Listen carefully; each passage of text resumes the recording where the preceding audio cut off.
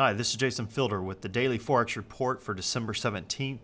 We're going to take a look at the US Japanese yen first. As you can tell, we have an overextended trade, basically looking if the market moves lower again to sell at 87.25, and we would look to exit this trade at 87.13, and that's for a 12 pip profit. Now, with such a low number, you may not want to do a 1-to-1 risk to reward ratio on this particular trade.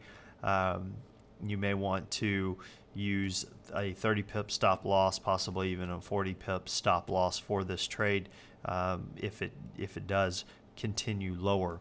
But that is completely up to you. Now, looking at the range that we're expecting this pair to move as high as 89.97 and on the lower end 86.04. Now look for some resistance to come in around 88.25 and look for some support around 85.50 in this pair. Now let's switch over to the Euro-USD pair. This pair also created a overextended bar today, as it has the past 3 or 4 sessions. And what we're looking for basically is to buy at 1.4419 and looking to exit this particular trade at 1.4438. That's about a 19 pip trade there between those two. So here again, 19 pips is pretty small. You may want to give the stop loss a little bit more room than that, than a 1-to-1 ratio, but that's up to you. Now we are looking for this pair to move as high as 145.53 and on the lower end 143.01.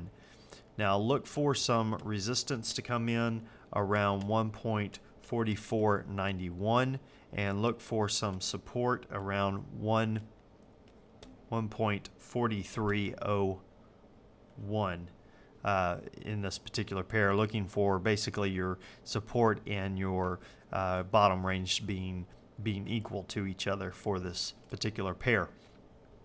Now let's of course this pair is moving higher. All of the pairs except for the pound really had large ranges today as far as the 4 majors are concerned.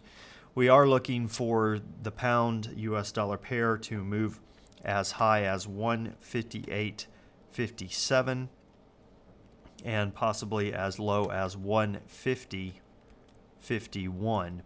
Now look for some resistance around 156.46 and look for support around 154.73 if this pair continues lower. This pair is moving sideways. It did close lower after having a very large range for this session. I believe the bias is still sideways. I think we'll see this come on down a little bit and continue sideways for the next couple of sessions. Now switching over to the US Swiss, this particular pair had a huge range today. It was around 520 pips from open to close, just a large range for this pair. It did create an overextended trade, but we're talking just a few pips, not enough to be significant enough to trade off of. However, we will look at here in a minute another trade off of this particular pair. I am expecting this pair though to move as high as 1.1342 and possibly as low as 1.0626. Now I realize that's a pretty large range, but let's narrow that down a little bit. Look for resistance around 1.0800 and look for support around 1.0691 in this particular pair. Now let's back out a little bit and take a look at this pair. If you notice, we have previous support that right here that we hit, and it was pretty strong support. The market had pulled back after moving higher, pulled back to that point and hit some pretty strong support and then went higher. So we've pretty much dropped.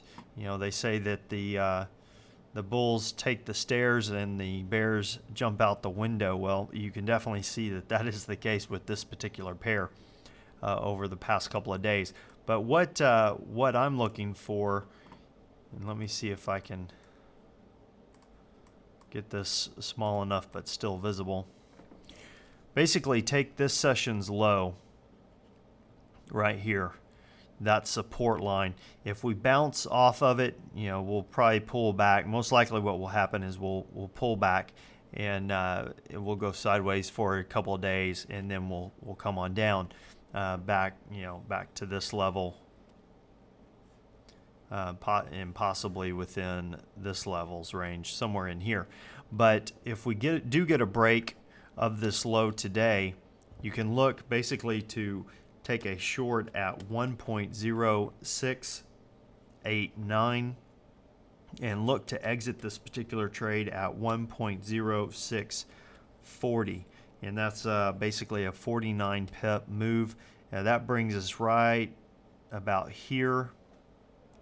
So we're basically capturing this window, this previous window where the market just shot up. Basically, we're looking for a break of support and for that window to just drop through to this point. And I believe we will see that happen at some point. Will it happen this next session? Not sure, but this is definitely something I'm going to keep an eye on. Now, looking back, we had the Euro CPI release today. It was as expected, year to date at 2.1%, down from 3.2%. Really didn't affect the market all that much as it was expected. Now, looking towards tomorrow's session, we have the Canadian dollar releasing their retail sales for October. The consensus is that it has dropped from 1.1% down to negative 1.1%. That's being released at 8:30 a.m. Eastern Time. And if the consensus is correct, and the retail sales have dropped into the negative territory, that could be bad news for the Canadian dollar. Well, that about does it for today. Until next time, this is Jason Fielder. Good trading.